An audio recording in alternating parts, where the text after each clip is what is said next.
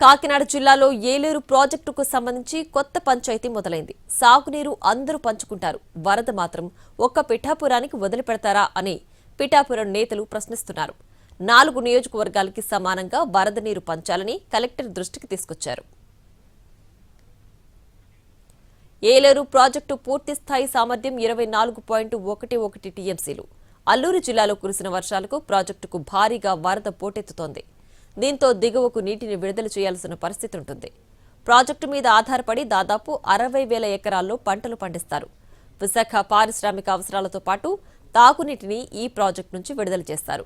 పిఠాపురం, పెద్దాపురం, జగ్గంపేట, ప్రత్తిపాడు నియోజకవర్గాల రైతులు ఏలేరు మీద ఆధారపడి సాగు చేస్తారు. అయితే చివరి నియోజకవర్గం పిఠాపురం కావడంతో అక్కడికి వరద ఉధృతి ఎక్కువగా ఉంటుంది. మిగతా 3 నియోజకవర్గాలు దాటుకుని సముద్రంలో కలిసే ముందు వరద ఉధృతి పెరిగి ఇక్కడి పంటలు నీట మునుగుతున్నాయి. ఇదే విషయంపై జిల్లా సమీక్షా సమావేశంలో పిఠాపురం నేతలు ప్రస్తావించారు.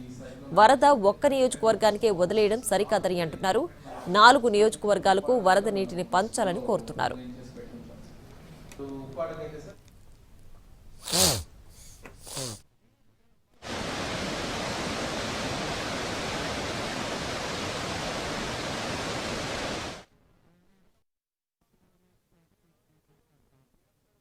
వాటర్ కానీ ఫ్లడ్ వచ్చినప్పుడు పంచుకోవట్లేదు.